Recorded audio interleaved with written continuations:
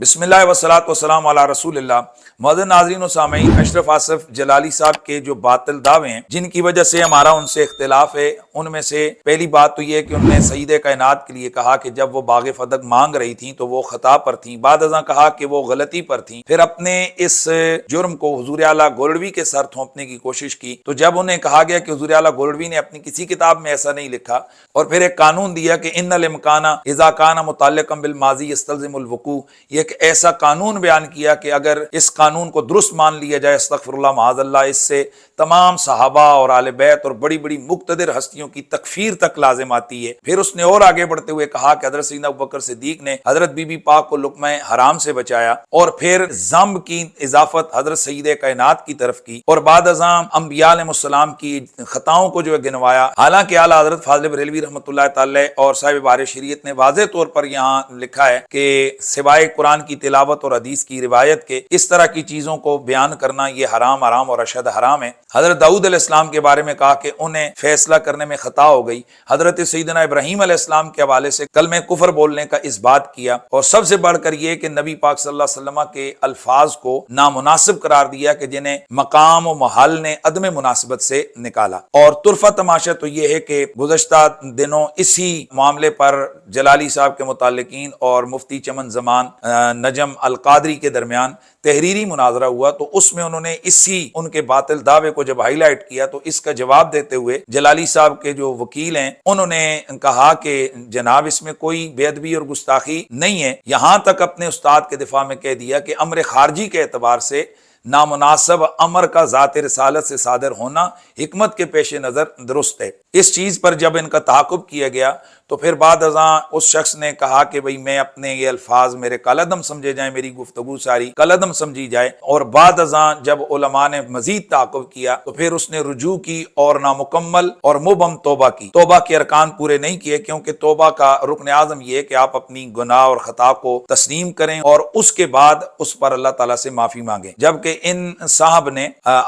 لکھا کہ الفاظ کے چناؤ میں کوتاہی ہو گئی ہو تو اللہ تعالیٰ کی بارگاہ میں تائب ہو کر یہ الفاظ ہر حال میں واپس لیتا ہوں۔ اب یہاں جتنے اہل علم حضرات ہیں، میرا ان سے سوال ہے کہ وہ بتائیں کہ کیا یہاں توبہ کی شرط کو پورا کیا گیا ہے؟ کہ یہاں تو کہا گیا کوتاہی ہوئی ہو تو، یعنی یہاں اپنے خطا اور اپنی کوتاہی کا اعتراف نہیں کیا گیا، لہٰذا ان صاحب نے یہ توبہ تو کی لیکن نامکمل اور مبہم توبہ ہے، اس پر دوبارہ ان کو توبہ کرنی چاہیے اور انہیں چاہیے اپنے استاد کو بھی توبہ کروائیں۔ فدق کے معاملے میں ہمیشہ سے اہل سنت و جماعت کا یہ موقف رہا ہے کہ حضرت بی بی پاک نے جو مطالبہ فدق سیدنا ابوبکر صدیق سے کیا تھا تو وہ ان کا مطالبہ قرآن کے ظاہری عموم کی وجہ سے تھا، اور حضرت سیدنا ابوبکر صدیق رضی اللہ تعالیٰ عنہ کا جواب جو انہوں نے سیدہ کائنات کو دیا اور جو فیصلہ اس بابت میں فرمایا وہ اس عموم قرآنی کی دلیل مخصص اس حدیث کے مطابق تھا جو انہوں نے خود رسول اللہ صلی اللہ علیہ وآلہ وسلم سے سماعت فرمائی۔ یہ دونوں ہستیاں درست تھیں، ان میں سے کسی سے کوئی خطا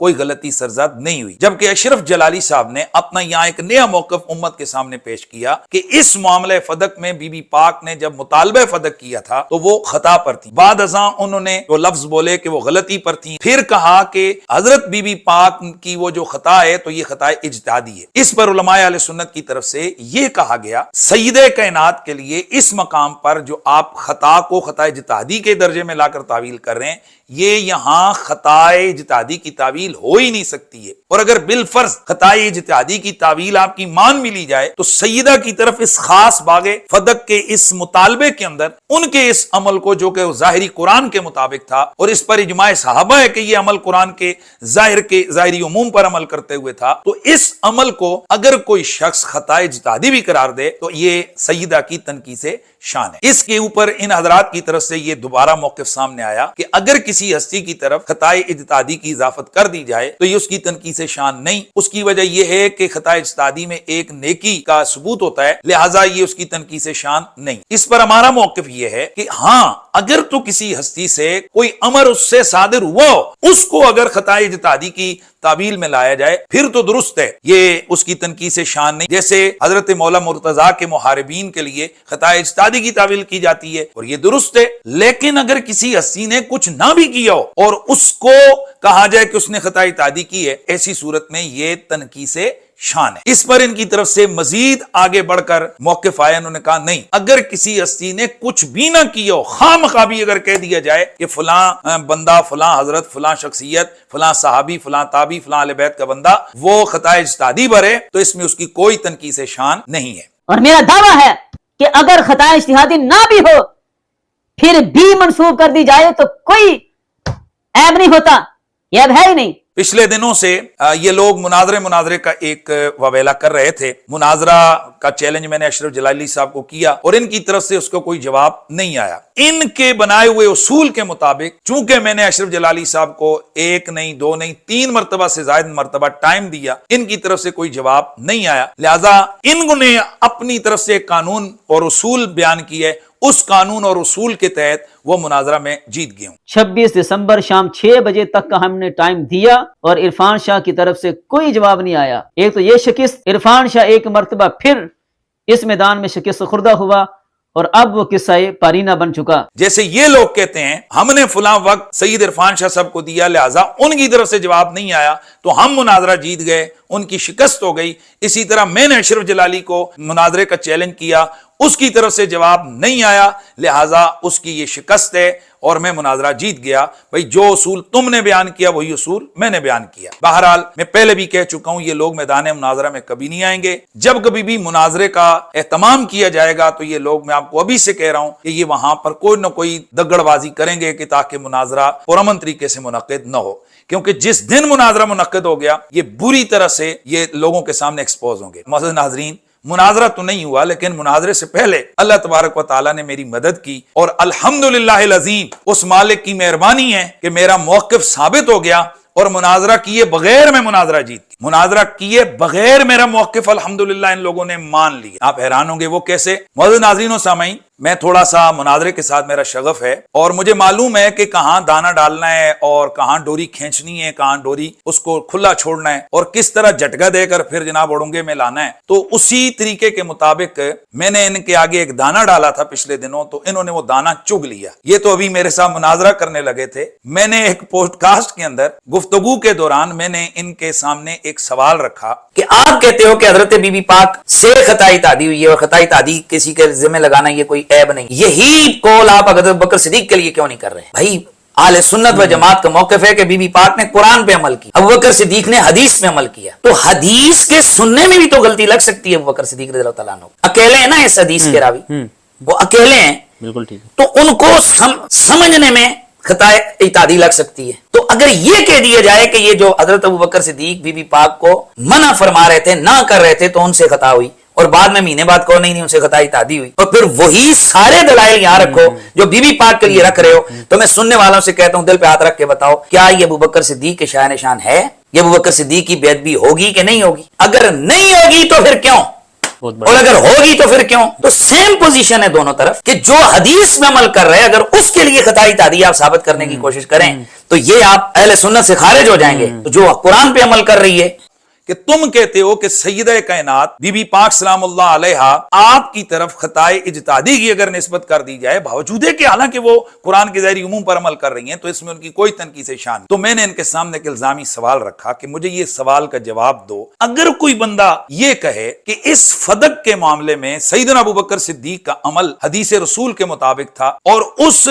فدق کے معاملے میں فیصلہ کرنے کے اندر یا اس حدیث پر عمل کرنے کے حوالے سے حضرت ابوبکر صدیق رضی اللہ تعالی عنہ سے خطائے اجتہادی ہو سکتی تھی، اگر کوئی کہے کہ ان سے یہاں خطائے اجتہادی ہو گئی ہے، یا وہ یہ کہے کہ وہ خطا پر تھے اس فیصلہ کرنے میں اور بعد ازاں وہ کہے کہ جی نہیں ان کا یہ جو فیصلہ تھا وہ خطا اجتہادی تھی، تو بتاؤ کہ کیا ایسا شخص وہ سیدنا ابوبکر صدیق کا بے ادب کہلائے گا یا نہیں کہلائے گا؟ سیدہ کا عمل قرآن کے ظاہر پر، سیدنا ابوبکر صدیق کا عمل حدیث کے مطابق، سیدہ کے لیے حضور اعلیٰ گولڑوی نے فرمایا کہ بھائی امکان خطا ہے، اس امکان کو آپ وقوع کے اندر لے کر گئے اور آپ نے کہا جب وہ مانگ رہی تھی تو خطا پر تھی، یعنی یہ فرمایا کہ مسئلہ باغ فدق میں یہ روافظ تم دلیل نہ بناؤ کہ معصوم تھی تو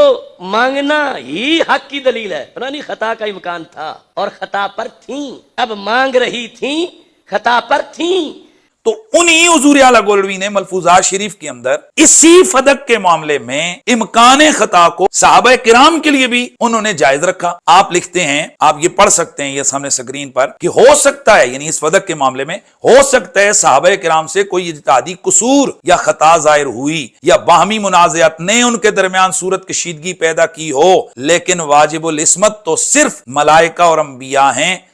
نہ کہ صحابہ کرام۔ معزز ناظرین و سامعین، حضور اعلیٰ گولڑوی نے اگر سیدہ کائنات کے لیے کہا کہ وہاں امکان خطا ہے، انہی حضور اعلیٰ گولڑوی نے دوسری طرف بھی کہا کہ یہاں بھی امکان خطا ہے۔ سوال یہ تھا الزامی کہ اگر کوئی شخص یہ کہے کہ ابو بکر صدیق اس فیصلہ کرنے میں خطا پر تھے اور بعد ازاں کہے کہ جی میری مراد خطا اجتہادی ہے، تو بتاؤ کہ ایسا شخص بے ادب ہوگا یا نہیں؟ میرا موقف اس بارے میں کیا ہے، یا کیا میں نے وہاں بیان کیا کہ اگر ابو بکر صدیق کے لیے بھی کوئی خطا اجتہادی کی بات کرے وہ بھی بے ادب ہے، اور سیدہ کے لیے کرے وہ بھی بے ادب ہے؟ اور میں اپنی گفتگو میں کہہ بھی رہا ہوں کہ اگر سیدنا ابو بکر صدیق کے لیے کوئی ایسا کرے گا تو وہ اہل سنت سے خارج ہوگا۔ کہ جو حدیث میں عمل کر رہے اگر اس کے لیے خطا اجتہادی آپ ثابت کرنے کی کوشش کریں تو یہ آپ اہل سنت سے خارج ہو جائیں گے۔ جو قرآن پہ عمل کر رہی ہے، میرا ان پر الزامی سوال تھا کہ اگر کوئی شخص یہ کہے کہ بھائی حضرت ابوبکر صدیق سے امکان خطا تھا، ان سے اجتہادی خطا ہو گئی، تو بتاؤ وہ بے ادب ہوگا یا نہیں ہوگا؟ یہ میرا ان کے لیے اڑونگا تھا، میرا ان کے لیے دانا تھا۔ لیجئے وہ دانا یہ چگ گئے۔ ان کی طرف سے آپ لوگ دیکھ رہے ہیں کہ جناب دڑا دڑ ویڈیوز بن رہی ہیں، ان کی طرف سے موقف سامنے آ رہے ہیں، ان کے جناب پھکڑ باز خطیب تقریریں کر رہے ہیں، واہ واہ واہ واہ پوسٹنگ ہو رہی ہے، حنیف قریشی نے سیدنا ابوبکر کی گستاخی کر دی، حنیف قریشی سیدنا ابوبکر صدیق کا بے ادب ہے۔ کسی نے تو یہاں تک بھی کہا ہے کہ وہ جو سیفی علی خان نے کہا تھا حنیف قریشی کی بات اس سے بھی زیادہ خطرناک ہے۔ حنیف قریشی نے سیدنا صدیق اکبر رضی اللہ تعالیٰ عنہ کے بارے میں جو کچھ کہا ہے وہ سری گستاخی بے ادبی ہے۔ اس نے جو سیدنا صدیق اکبر رضی اللہ تعالیٰ عنہ کی ذات پر تان کیا اور الزام لگایا کہ یہ بھی تو پھر ہو سکتا ہے کہ وہ اکیلے راوی تھے، پھر ان سے حدیث سننے میں غلطی لگ گئی ہو۔ جتنے منہ اتنی باتیں، میں بھی خاموشی سے دیکھتا رہا، ان کو ڈھیل دیتا رہا کہ بیٹا جاؤ کتنے بولو گے۔ بہرحال آج تک اگر میں چاہتا تو اس بات کو میں پہلے دن ہی میں اعلان کر دیتا، جی لو میرا موقف ثابت ہو گیا، لیکن میں دیکھنا چاہ رہا تھا یہ لوگ کہاں تک جاتے ہیں، اور وہ آپ سب کے سامنے آ گیا، یہ لوگ ایکسپوز ہو گئے۔ حالانکہ میں نے امکان کی بات کی تھی اور میں نے الزامی سوال کیا تھا، انہوں نے اس کے باوجود کہا دیکھو ابوبکر صدیق کی بے ادبی ہو گئی، اور یقیناً کئی لوگوں نے اس درد کو محسوس کیا ہوگا کہ جناب دیکھو ابوبکر صدیق کے لیے یہ کہہ دیا کہ اجتہادی خطا ہو گئی، حالانکہ میرا یہ موقف ہے ہی نہیں۔ میں نے تو یہاں الزامی سوال کیا کہ اگر کوئی کہے تو پھر، تو آپ سب نے درد محسوس کیا کہ یہ ان کی بے ادبی ہے، تو یہی تو میرا مقصود ہے جسے میں ثابت کر رہا تھا، یہی تو میرا دعویٰ ہے۔ یہ تو کہہ چکے ہیں اس سے پہلے کہ انبیاء سے بھی اجتہادی خطا ہو سکتی ہے، تو بھائی کیا حضرت ابوبکر صدیق نبیوں سے بھی اوپر تم مانتے انہیں کہ نبیوں سے اجتہادی خطا ہو سکتی ہے؟ تو میں نے بھی تو یہی اس سوال میں وہ الزامی سوال کے طور پر کہا کہ کیا ابوبکر صدیق سے بھی تو حدیث کے معاملے میں خطا ہو سکتی ہے، اتنی بات کہی، اور یہ تم نبیوں کے لیے کہتے ہو کہ انبیاء سے اجتہادی خطا ہو سکتی ہے۔ تو اب میں پوچھتا ہوں، جو بات نبیوں کے لیے بے ادبی اور گستاخی نہیں، وہ ابوبکر صدیق کے لیے محض امکانی صورت بیان کرنے میں، محض الزامی صورت بیان کرنے میں وہ کیسے گستاخی ہو گئی؟ ابوبکر صدیق نبیوں سے بڑھ گئے؟ اور دوسری بات یہ ہے کہ جب آپ لوگوں کو یہ محسوس ہو گیا کہ یہاں حضرت سیدنا ابوبکر صدیق کی بے ادبی اور گستاخی ظاہر ہو رہی ہے، حالانکہ میرا موقف نہیں، الزامی سوال کے طور پر، الزامی سوال کے طور پر اگر درد اٹھ گیا تو پھر میں پوچھتا ہوں کہ پچھلے 3 سال سے یہی تو ہم چیخ رہے ہیں کہ سیدہ کے لیے ان کے حوالے سے اس معاملے میں جبکہ وہ قرآن کے ظاہر پر عمل کر رہی ہیں، اور انہیں بھی اگر تم خطا یہ خطا اجتہادی بھی کہو گے تو یہ ان کی بے ادبی ہے۔ یہی تو میں اتنے عرصے سے چیخ رہا ہوں، اور ہمارا یہی موقف اتنے عرصے سے ہم لوگ بول رہے ہیں۔ والحمدللہ رب العالمین، بالآخر انہی لوگوں کی زبان سے یہ میرا موقف ثابت ہو گیا۔ اگر ثابت نہیں ہوا تو پھر پوچھیں ان سے کہ انہوں نے میری ان باتوں کو بے ادبی اور گستاخی کیوں کہا۔ بھائی میں نے تو ابوبکر صدیق کے لیے کہا بھی نہیں کہ انہوں نے خطا اجتہادی کی، میں نے ایک سوال کیا، صرف الزامی سوال، اور یہ بھی ذہن میں رہے کہ میں نے اپنی وہاں سوال کے اندر کہا کہ الزامی سوال کے طور پر کہ ابوبکر صدیق چونکہ اس حدیث کے اکیلے راوی ہیں، حالانکہ سب جو اہل علم ہیں ان کو معلوم ہے کہ جب الزامی سوال ہوتا ہے تو وہ بندے کا اپنا موقف نہیں ہوتا ہر جگہ۔ اگر یہی بات ہے تو پھر میں پوچھتا ہوں، اعلیٰ حضرت فاضل بریلوی رحمۃ اللہ تعالی علیہ کہتے ہیں کہ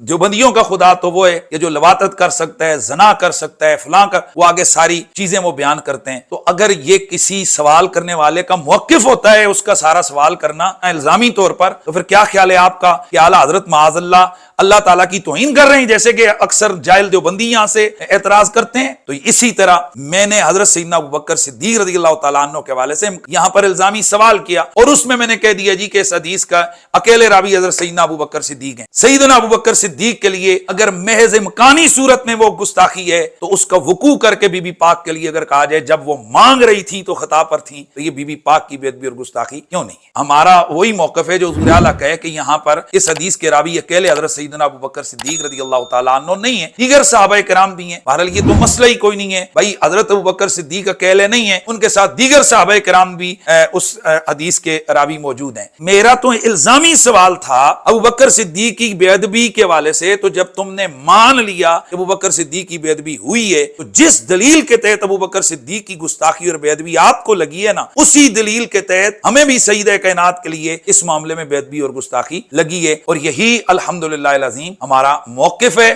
اور اللہ کے فضل و کرم سے الحمدللہ بغیر مناظرہ کیے الحمدللہ اللہ تبارک و تعالیٰ نے ہمیں سرخرو کر دیا. کم از کم جو اہل علم ہے نا, ان کے پاس اب وہ غور کریں, سوچیں